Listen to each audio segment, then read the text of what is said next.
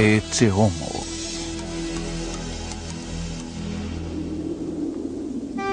Distribuição Sinapse.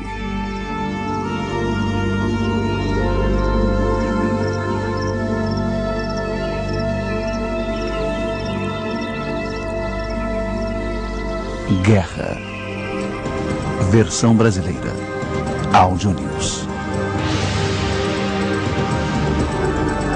Desde o final da Segunda Guerra Mundial, a humanidade não conheceu um único dia de paz.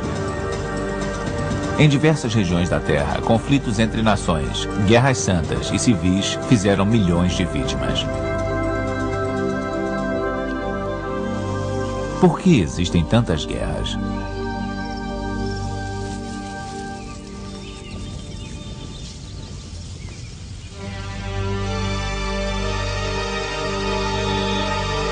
Ao longo da história, as guerras redesenharam fronteiras nacionais, derrubaram governos e forçaram populações inteiras a deixar suas casas.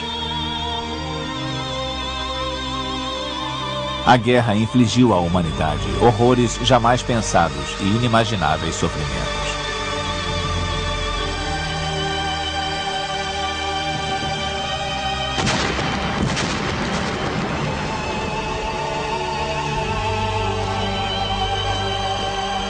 Mesmo hoje em dia, quase todas as nações do mundo mantêm um exército. Mais de 22 milhões de pessoas estão envolvidas na defesa de seus países ou em vários conflitos eclodindo ao redor do planeta.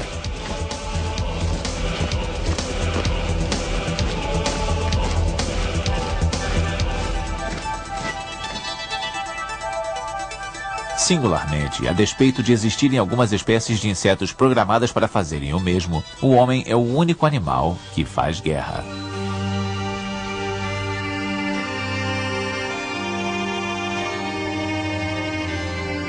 E ainda existem armas espalhadas pela natureza. Elas fazem parte dos corpos dos animais que as utilizam para matar, seja para se alimentarem ou para defesa contra algum predador. Entre os membros da mesma espécie, elas são utilizadas como ferramentas de intimidação.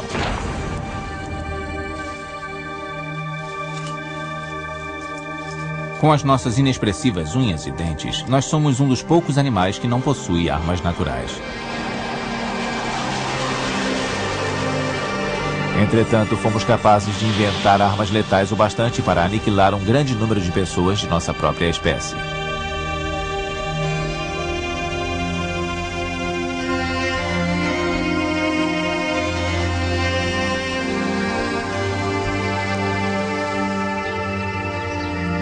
Hoje em dia, países membros das Nações Unidas tentam resolver suas diferenças através da diplomacia.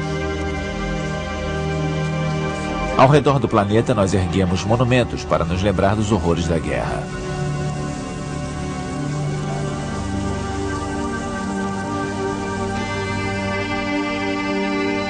E ainda assim, a humanidade continua se massacrando mutuamente.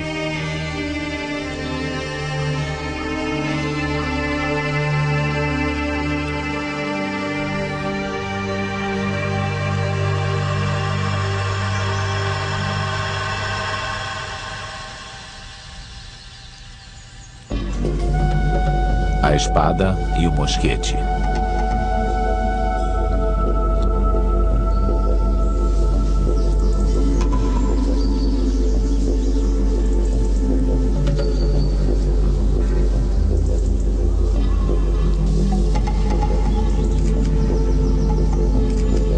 No alvorecer da humanidade, não tínhamos territórios ou propriedades para defender, então não havia motivo para fazermos a guerra.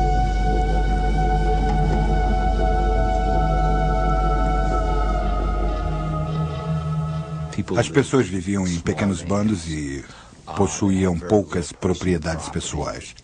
O território não tinha nenhum significado específico para eles, porque todos estavam muito ligados à sua subsistência, perseguindo as manadas de animais ou se aproveitando do extrativismo vegetal em diferentes partes da Terra.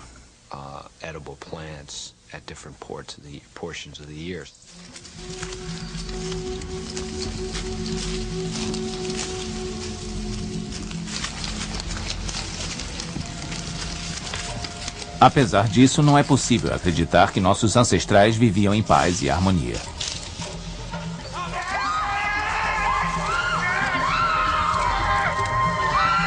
Eles lutavam entre si para ter acesso aos reservatórios de água e também por mulheres, pois sem elas não poderiam se reproduzir.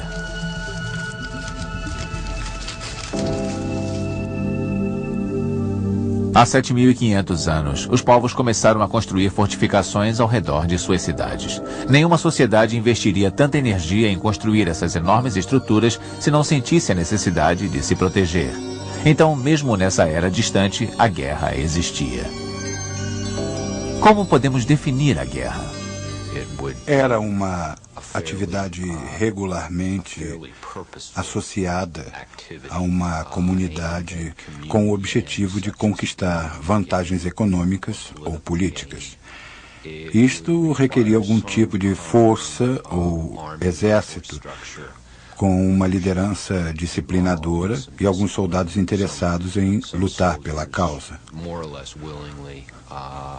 O mais importante não eram as vitórias transitórias, como, por exemplo, aprisionar mulheres ou tomar controle de alguma atividade, usando violência e procurando vingança, mas sim os resultados duradouros. As coisas deveriam mudar depois de uma guerra. Durante o primeiro milênio antes de Cristo, surgiu um estado totalmente devotado à guerra. Os soldados do Império Assírio eram peritos em penetrar em cidades fortificadas. Nada poderia resistir a eles. Em suas jornadas, confiscavam enormes quantidades de metal de seus inimigos derrotados e faziam inúmeros escravos para alimentar sua economia de guerra.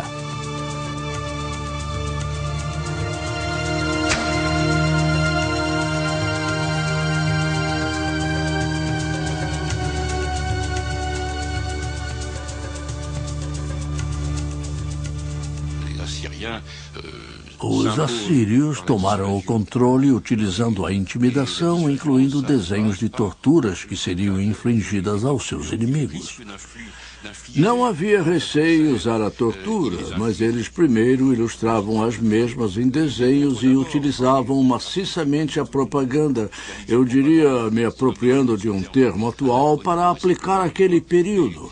Mas eles dissuadiam seus inimigos, se mostrando extremamente cruéis. Os assírios construíram um dos maiores impérios da história. Isso incluía o Egito e se estendia até o Golfo Pérsico.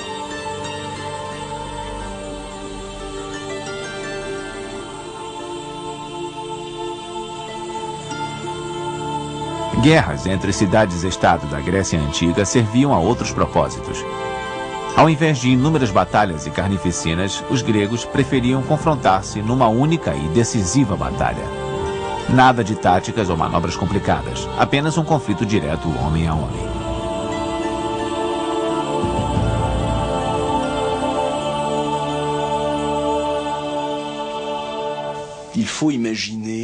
Imagine um enorme campo de rugby sob um sol escaldante, com os homens vestindo 35 quilos de bronze. Capacete, colete, escudo, uma lança pesada e difícil de manejar. O capacete protegia o rosto muito bem, mas reduzia o campo de visão dos soldados. Eles só podiam olhar para frente. Sua visão periférica era quase completamente nula. Eles se perfilavam numa formação chamada falange. E toda falange avançava como uma unidade para esmagar a falange inimiga. Este gigantesco e mortífero combate deixava muitos mortos no campo de batalha, mas o conflito estava terminado e os sobreviventes podiam retornar para as suas tarefas. Finalmente, os gregos refinaram suas táticas de guerra, mas não o bastante para repelir um dos maiores conquistadores da história, Alexandre o Grande, rei da Macedônia. Alexandre era bonito, jovem, bravo e extremamente inteligente. Ele também era um gênio em táticas e um verdadeiro guerreiro. Não há parte do meu corpo que não esconda uma cicatriz. Não há arma arremessável ou de lâmina que não tenha deixado sua cicatriz em mim. Eu fui ferido pela lança, pela flecha e pela pedra. E fiz tudo isso para vos dar glória e riqueza.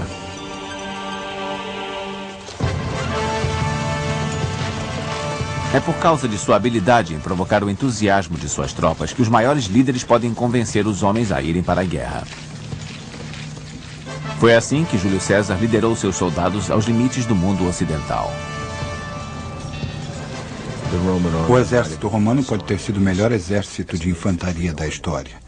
Isto combinando 3 elementos: ferocidade, habilidade e logística. Ferocidade, tanto quanto qualquer coisa ligada à natureza dos romanos, do povo romano. Eles lutavam muito, muito duro, sua disposição mandando em suas vidas, e eles eram extremamente entusiasmados e determinados em combate.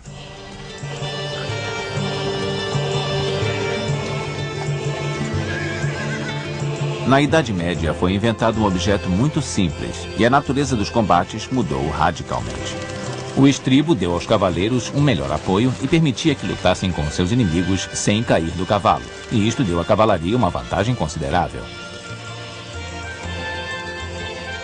Uma nova classe de lutadores havia nascido. O cavaleiro com armadura treinado para ser guerreiro profissional, jurando fidelidade ao seu senhor em troca de uma gleba e lutando em seu nome.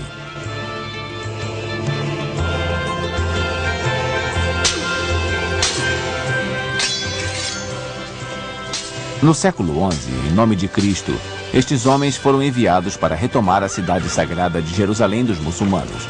Eles vieram em sucessivas ondas durante um período de 200 anos.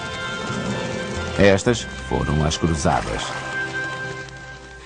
Ao contrário do que poderíamos imaginar, estes jovens cavaleiros adoravam vagar por qualquer lugar. Então, por que não colocá-los para recuperar a Terra Sagrada?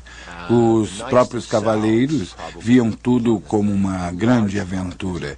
Eles eram provavelmente avisados sobre as implicações religiosas da jornada, mas eu acho que, para a maioria deles, isto era apenas uma grande aventura de pegar a estrada com armas ao lado.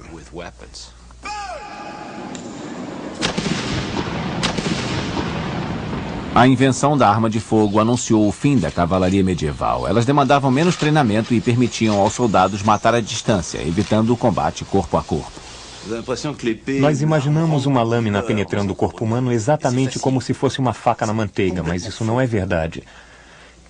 Perdoem-me pelos detalhes sórdidos, mas não é uma tarefa fácil pegar uma lâmina que você está segurando numa distância de um braço e enfiá-la num corpo humano. Corpos são resistentes e você não pode fatiá-los como manteiga. É um trabalho duro. Você precisa se esforçar e dentro do corpo sua lâmina pode encontrar ossos e tudo mais. Você sente as vibrações em seu braço.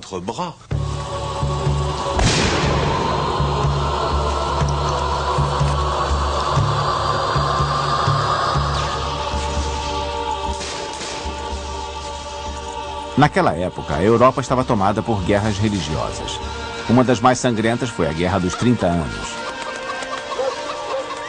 De 1618 até 1648, exércitos de mercenários devastaram o campo e dizimaram populações.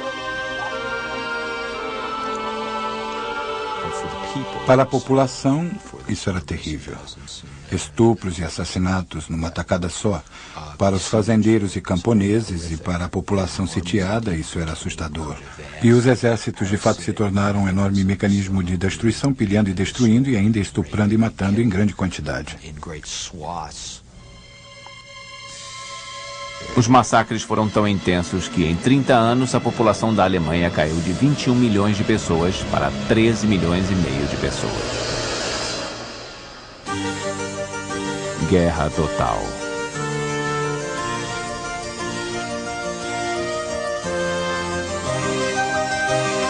Uma nova forma de guerra apareceu no século XVII. Desde então, a luta passou a acontecer no campo de batalha.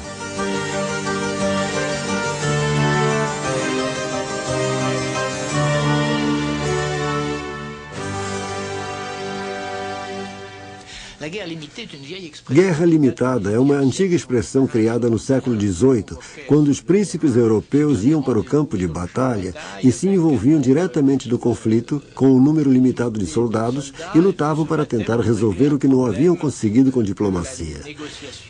Eles lutavam durante um tempo limitado e o vitorioso conquistava os benefícios diplomáticos, ficando em paz até a próxima guerra.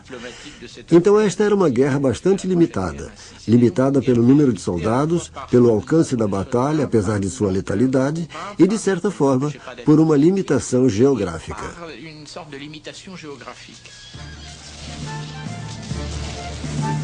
A guerra limitada criou situações bizarras.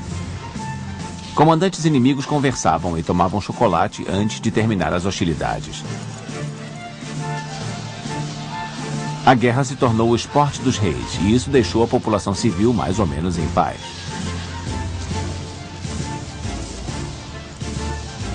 No final do século XVIII, a Revolução Francesa colocou um fim na cortesia como parte da arte da guerra.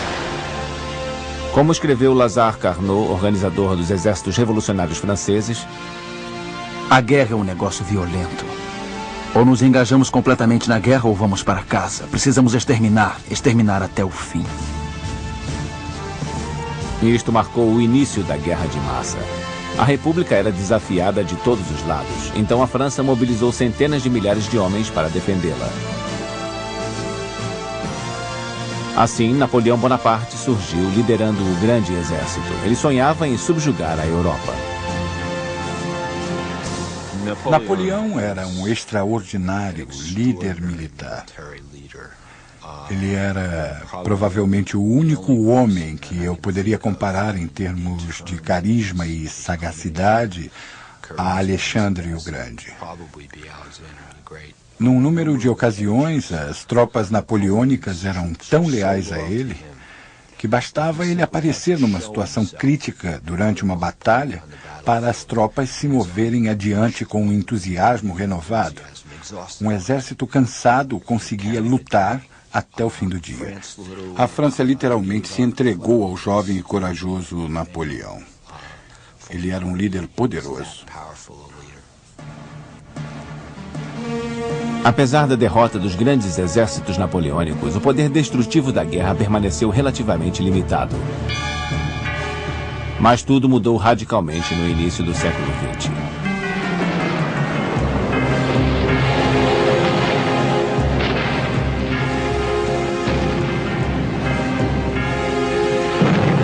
Foi quando eclodiu a Primeira Guerra Mundial. Nunca tantas nações estiveram envolvidas no mesmo conflito.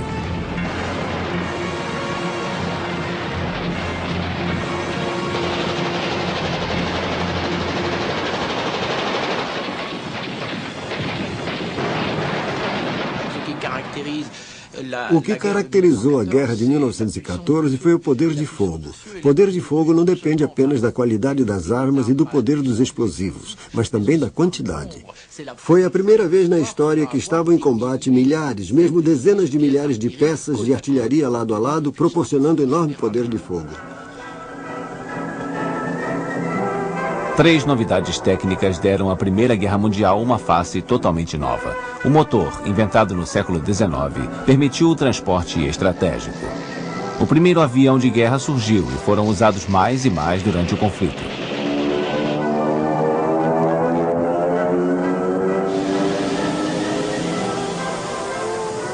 E, finalmente, pela primeira vez, armas químicas foram utilizadas, aterrorizando os soldados de tocaia nas trincheiras.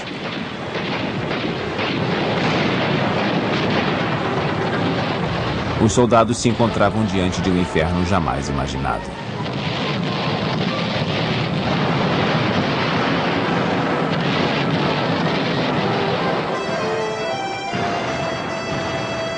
A Primeira Guerra Mundial terminou em 1918, quando a Alemanha estava destruída, sem homens e recursos para continuar a lutar.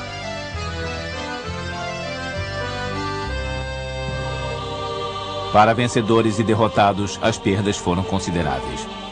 9 milhões de soldados morreram. Uma geração inteira de homens no auge da vida.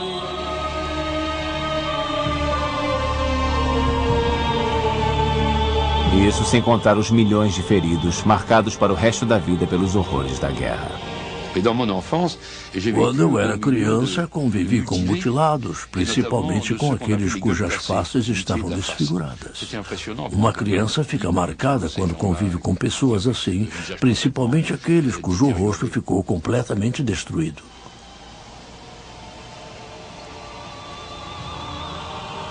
Apesar de tudo, as baixas na população civil foram pequenas. Mas as coisas foram diferentes na Segunda Guerra Mundial.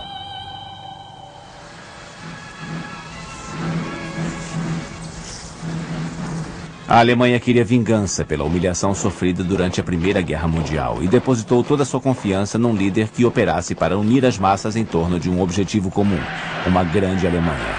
Esse líder foi Adolf Hitler.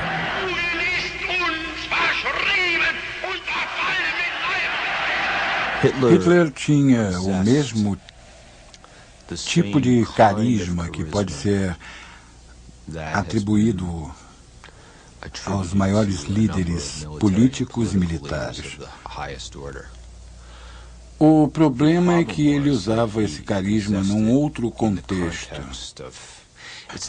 O difícil é afirmar que Hitler era um louco, no senso mais clínico do termo loucura. Mas com certeza as ideias dele eram loucas e continham em si uma maldade incalculável. Sendo assim, Hitler tinha o dom de ser carismático e o usou da pior forma imaginável. Hitler não queria soldados comuns. Ele tentou criar verdadeiros super-homens e prometeu-lhes entregar o mundo numa bandeja de prata. Cada soldado alemão que partia para lutar no fronte russo levava no bolso a escritura que lhe daria direito, depois da vitória, a um terreno. Ele não ganharia só um pedaço das terras soviéticas, mas também poderia dispor de escravos. O plano dos nazistas era transformar todos os povos soviéticos, russos, ucranianos, bielorrussos, armênios e todos os outros, em escravos para arar as terras dos senhores alemães.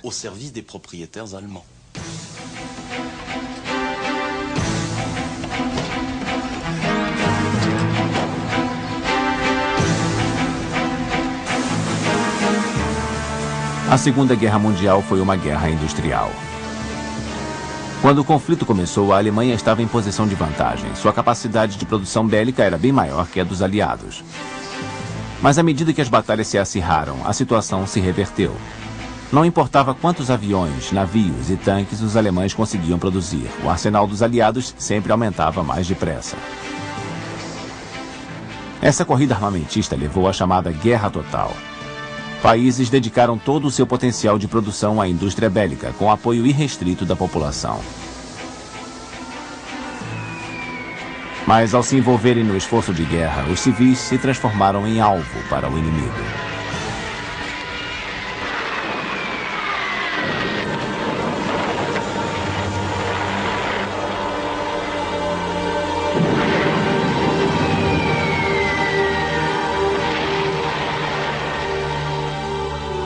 A Segunda Guerra Mundial ceifou 50 milhões de vidas.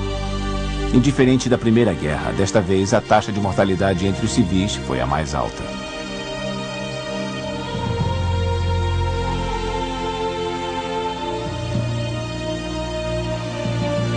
A Alemanha se rendeu em maio de 1945.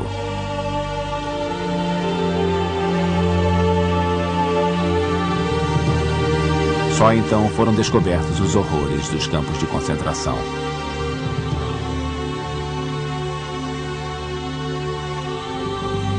Três meses mais tarde terminou a guerra no Pacífico com uma visão do apocalipse.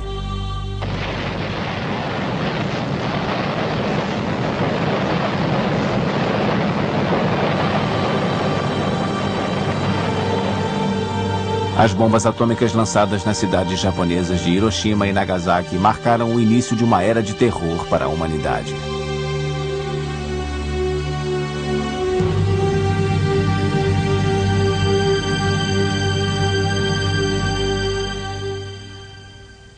A maior ironia na história do desenvolvimento das armas modernas é o fato de o objetivo desse desenvolvimento, ao menos nos exércitos democráticos, ser a criação de armas que não fossem necessariamente mais eficazes e sim mais fáceis de usar. Mas o grande resultado desse processo foi a criação de armas cada vez mais letais, até chegar ao último estágio das armas nucleares, que são armas impossíveis de serem usadas, a menos que se queira um suicídio em massa. Depois de 1945, o mundo foi dividido entre duas grandes potências, os Estados Unidos e a União Soviética. Na corrida pelo armamento nuclear, os dois países, que já haviam sido aliados, deram início à Guerra Fria.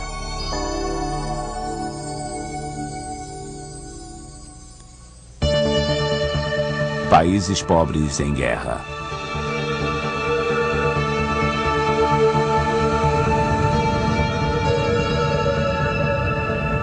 Durante a Guerra Fria, os Estados Unidos e seus aliados acumularam milhares de mísseis nucleares, numa quantidade suficiente para aniquilar diversas vezes a União Soviética. Os soviéticos, por sua vez, desenvolveram um arsenal suficiente para fazer o mesmo com os Estados Unidos. Diante dessas condições, uma espécie de equilíbrio aterrorizante passou a ser mantido entre o bloco oriental e o ocidental. Desde a década de 70, a maioria das potências militares vem assinando tratados para limitar e até mesmo reduzir o seu arsenal atômico. Hoje são os países em desenvolvimento que têm usado armas nucleares para fortalecer a sua posição estratégica em relação aos seus vizinhos. E eles insistem em fazer isso apesar das ameaças de sanções econômicas.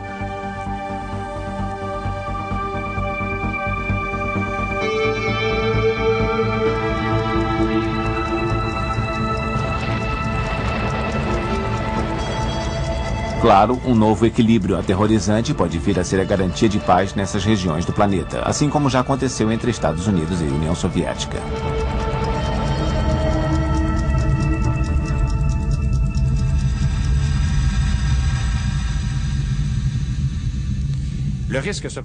Existe um risco nessa tese que podemos chamar de contratese ou antítese, e é o seguinte. Na tensão entre Estados Unidos e União Soviética não havia motivações viscerais, religiosas, étnicas ou mesmo políticas para iniciar um conflito. Era uma oposição motivada por razões geopolíticas e não por questões fundamentais. Entre a Índia e o Paquistão, o Irã e o Iraque, ou Israel e os países vizinhos, três locais onde tem havido conflitos verdadeiros com milhares de vítimas, será que podemos aplicar os mesmos princípios da estratégia nuclear da Guerra Fria? Infelizmente, ninguém tem uma resposta exata, embora o futuro da humanidade dependa dessa resposta.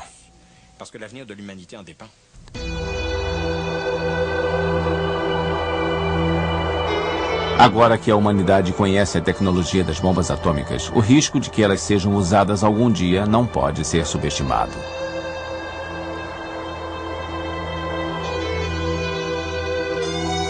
Mas uma coisa é certa. Sob um ponto de vista estratégico, a viabilidade de usar armas nucleares é praticamente nula. Como elas poderiam distinguir entre inimigos e aliados e destruir um sem dizimar o outro?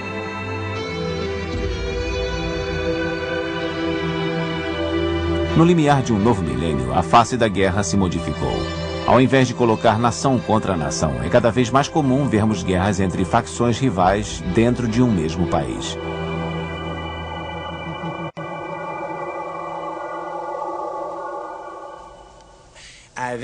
Com a existência de centenas e às vezes milhares de clãs diferentes, com a diferença de identidades, as divergências políticas, as dificuldades econômicas e a invasão das fronteiras por massas de refugiados, as coisas estão ficando cada vez mais complicadas. Certos estados chegam a perder completamente o controle sobre sua população e suas fronteiras. Nesses casos, não estamos diante de uma forma convencional de guerra, mas de uma espécie de pequena guerra, que pode ser ainda mais devastadora que as guerras tradicionais, por conta do sofrimento humano que acarreta.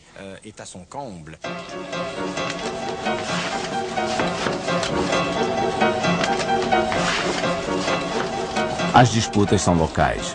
Seja para tentar recapturar um bairro ou uma província, os soldados em geral são em pequeno número, recebem pouco treinamento e são mal equipados, movidos apenas pelo terror.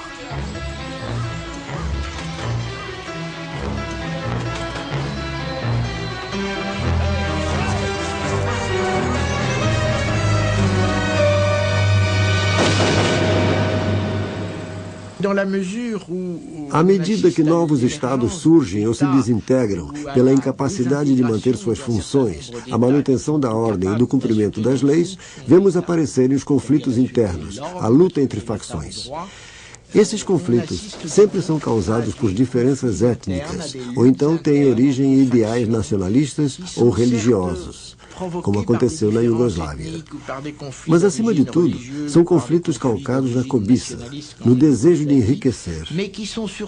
Em suma, num país totalmente desorganizado, é mais fácil ganhar a vida empunhando uma arma do que uma enxada.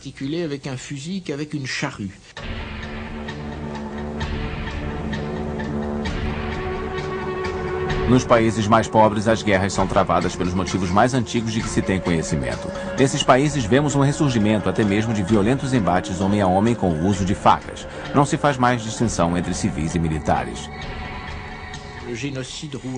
Num período de 5 semanas, os perpetuadores do genocídio em Ruanda mataram 600 mil pessoas a machadadas. Não se trata de uma tática revolucionária, mas é uma maneira surpreendentemente barata e eficaz de exterminar um povo. Em outras palavras, isso não tem nada a ver com táticas. A brutalidade, o ódio e a decadência dos governos são tão graves a ponto de permitirem ou levarem a esses genocídios terríveis.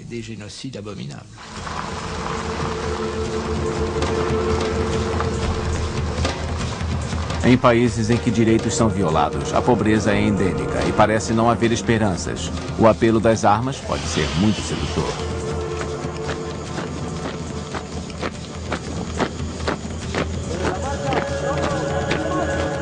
Rapazes que mal saíram da infância não hesitam em se unir a grupos guerrilheiros. Existem também as experiências do passado, os ressentimentos acumulados. Muitas vezes são pessoas de natureza pacífica, mas que se depararam com a guerra invadindo suas casas. Pessoas que jamais empunhariam uma arma caso não tivessem suas casas queimadas ou algum parente morto. Podem se tornar guerrilheiros por causa do peso de um passado assim. Existe um sentimento de rancor, algum acontecimento que faz aflorar tudo isso. Então, todo o sofrimento que passaram os faz clamar por vingança.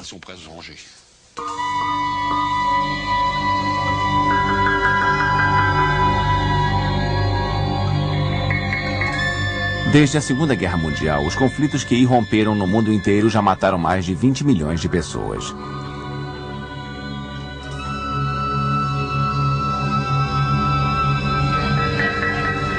Em muitos casos, muito depois do fim das batalhas, inocentes continuam a morrer por causa da guerra.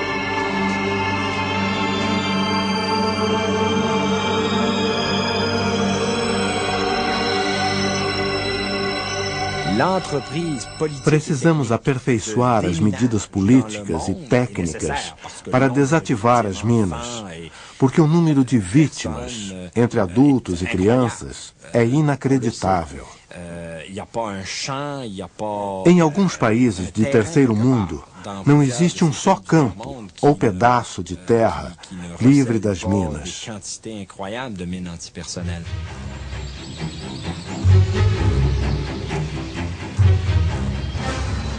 A cada ano, cerca de 100 mil minas são removidas das regiões afetadas. Se a operação continuar nesse ritmo, levará mais de 1000 anos para desativar todas as minas que ainda existem no mundo. E isso se não forem colocadas mais delas. Mas a cada ano, milhares de novas minas são enterradas nas regiões onde existe guerra.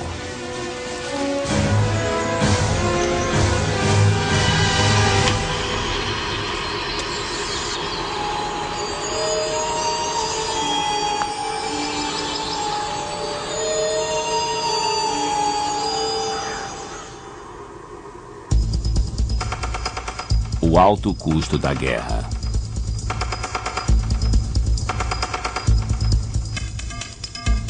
Em 1991, quando estourou a Guerra do Golfo, muita gente teve a impressão de estar assistindo a um grande videogame transmitido ao vivo pela televisão.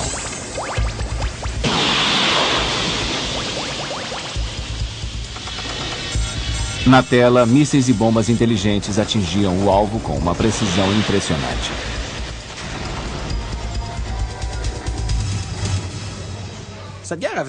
Essa guerra deixou as pessoas com a impressão de que a guerra poderia ser uma operação limpa, precisa e, acima de tudo, sem nenhuma perda para quem ataca. Isso é verdade até um certo ponto, mas não inteiramente. Podem ser lançadas bombas inteligentes, mas quando uma bomba explode, seja ela inteligente ou não, ela mata pessoas.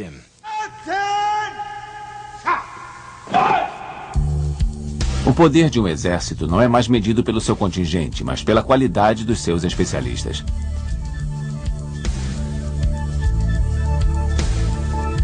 Formados em informática ou engenharia, os soldados operam um arsenal cada vez mais sofisticado. Na guerra contra o Iraque, a menina dos olhos da Força Aérea Americana era o bombardeiro invisível F-117. Para fabricar uma única aeronave desse tipo, cuja forma e o material enganam os radares inimigos, são gastos mais de 100 milhões de dólares.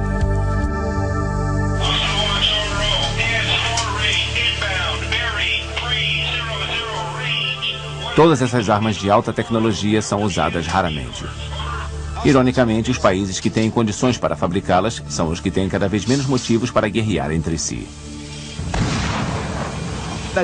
O que é democracia? Dentro de um país, é a possibilidade de se recorrer à lei para apaziguar conflitos. Mas em escala mundial, é poder recorrer a leis internacionais para apaziguar desavenças entre nações. A democracia é o fim da guerra entre países. Ela se parece com a afirmação que o filósofo alemão Immanuel Kant fez no século XVIII em seu projeto para a paz duradoura. A paz existirá na Terra quando todos os sistemas políticos convergirem. Em outras palavras, quando o mesmo sistema político valer para todos e reinar a democracia, o governo do povo, pelo povo e para o povo.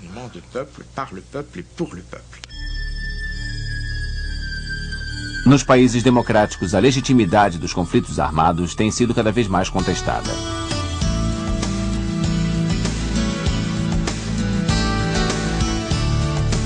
A geração do Baby Boom nos Estados Unidos nasceu numa época de paz. Eles entoaram os famosos faça amor, não faça guerra e não estão dispostos a sacrificar as vidas dos seus filhos.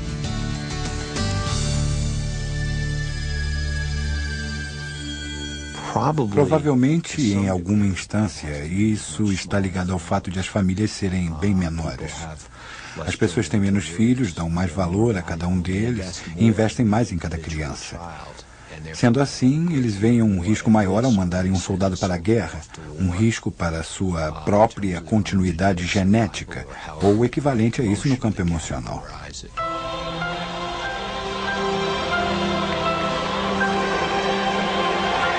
Podemos ter a esperança de ver o fim da guerra? O fim de todas as guerras? Eu acho que sempre haverá guerras, embora a forma possa mudar. No contexto da Primeira Guerra, por exemplo, de 1914 a 1918, quando a luta se dava entre milhões de soldados separados por milhares de quilômetros de trincheiras, seria impossível prever as matanças de civis que aconteceriam mais tarde na Bósnia, em Ruanda e em tantos outros lugares.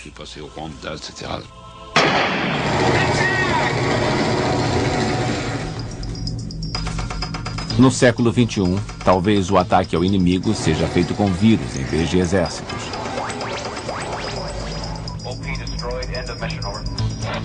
E não estamos falando de guerras biológicas, mas de uma guerra cibernética com vírus de computador. Vamos supor que um país decida atacar um de seus vizinhos, por exemplo. Um vírus implantado previamente no sistema de computador do agressor é ativado. Informações vitais são deletadas.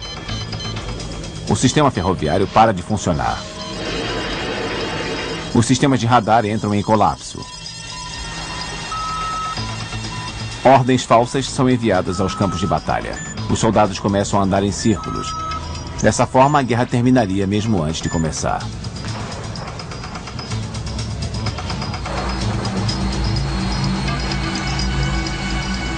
Mas armas de alta tecnologia, sejam bombas inteligentes ou vírus de computador, nunca vão acabar com o conflito direto, com a violência e com as mortes.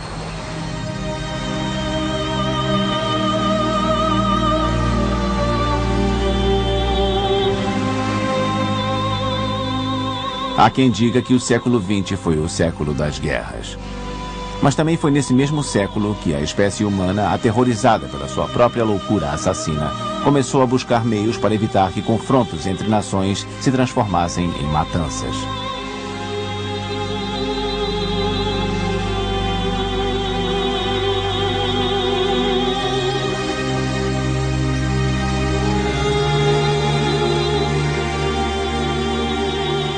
Foi esse espírito que levou à criação da Organização das Nações Unidas.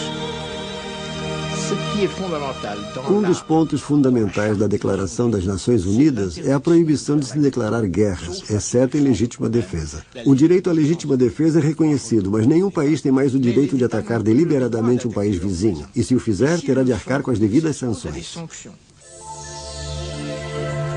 Mas os conflitos da atualidade não explodem mais entre nações, e sim dentro de um mesmo Estado. Confrontos desse tipo são chamados de guerras esquecidas.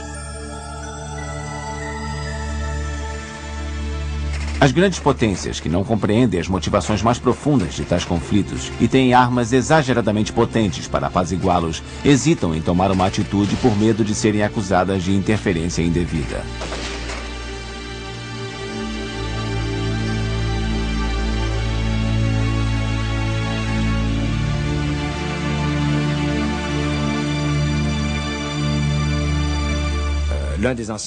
Em 1992, o ex-secretário-geral da ONU, Boutros Boutros-Ghali, acirrou os ânimos com a proposta de criar uma espécie de exército das Nações Unidas para evitar esse tipo de conflito. Mas isso ainda precisa ser muito elaborado.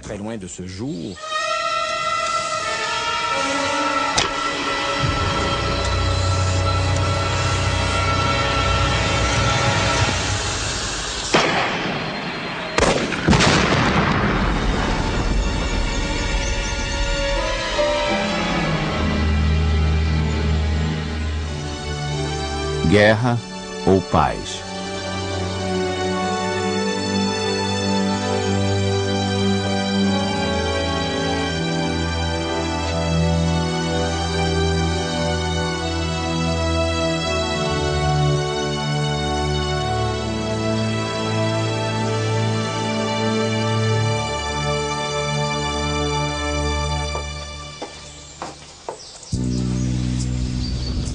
Ao longo da história, os soldados sempre se vangloriaram de suas batalhas. Hoje, cada vez mais, eles são encorajados a desempenhar novos papéis.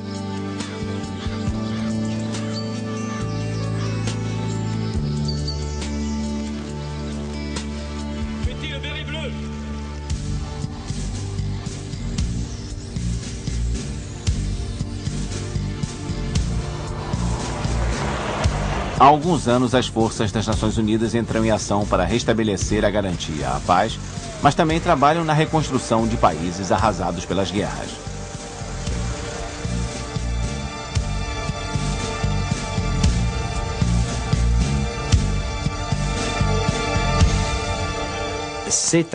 Esse tipo de missão já indica mudanças radicais nas ações pela paz. E, na minha opinião, isso corresponde a uma redefinição nos padrões para a intervenção internacional.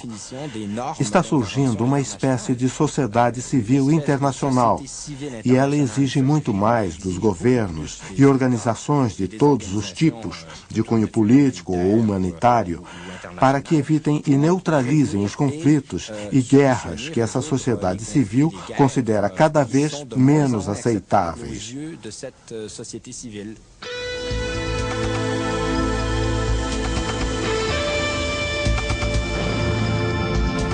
A guerra e até mesmo a vitória passam a ser vistas com reservas. A Operação Tempestade no deserto poderia ter levado facilmente soldados até Bagdá. Mas, contrariando qualquer lógica militar, os aliados suspenderam o seu avanço até que o Kuwait fosse libertado, evitando assim a perda inevitável de vidas humanas que uma invasão ao Iraque acarretaria. Mas, acima de tudo, a opinião pública internacional considerava inaceitável que se recorresse à violência para derrubar Saddam Hussein. Quando o agressor foi forçado a recuar, a missão dos aliados deu-se por encerrada. Para evitar a guerra, devemos encontrar maneiras de apagar as chamas da discórdia no mundo inteiro.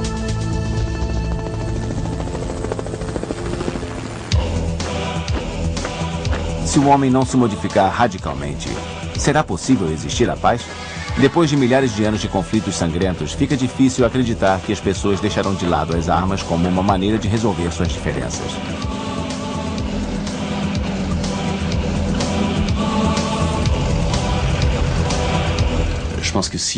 A meu ver, se o ser humano fosse um guerreiro por natureza, nós não precisaríamos ter passado 5, 6 mil anos desenvolvendo toda uma gama de técnicas de coerção psicológica, ideológica e mesmo material para obrigá-lo a guerrear. E não apenas isso, mas também técnicas para que, chegando no campo de batalha, diante de tanto horror e tanto perigo, o homem não se rendesse ao seu instinto mais básico e fugisse do terror.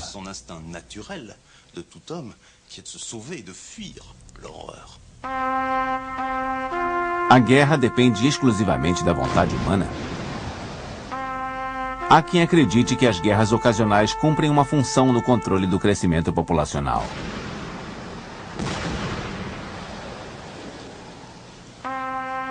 Mas essa função ainda terá utilidade? Hoje, nos países industrializados, o crescimento populacional é quase nulo. O fantasma da fome foi afastado, e assim a necessidade de conquistar novas terras não existe mais.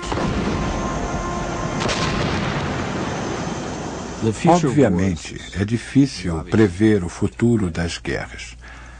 Mas um ponto que parece estar claro é o seguinte: entre os países mais desenvolvidos e mais democráticos ao longo da história, há evidências mostrando que parece não existir uma tendência belicosa. O desenvolvimento econômico parece apaziguar algumas das questões que poderiam levar às guerras. Nesse contexto, é inconcebível imaginar que a Holanda vá declarar guerra à Bélgica, por exemplo, para assumir o controle da indústria de chocolate. A globalização e integração dos mercados deve modificar profundamente as relações entre os países. Se a economia de um país está prosperando graças às relações comerciais com seus parceiros, não existe interesse em declarar guerra a eles.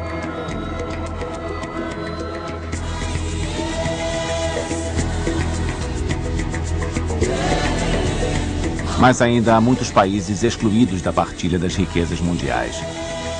Em certas regiões, disputas étnicas, civis ou religiosas ainda dizimam as populações civis.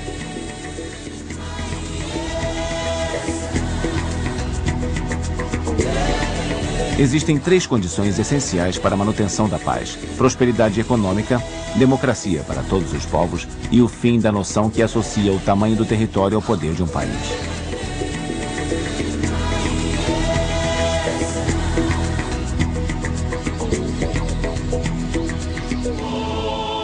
No dia em que essas 3 condições forem atendidas, talvez finalmente seja possível dizer que a guerra é coisa do passado.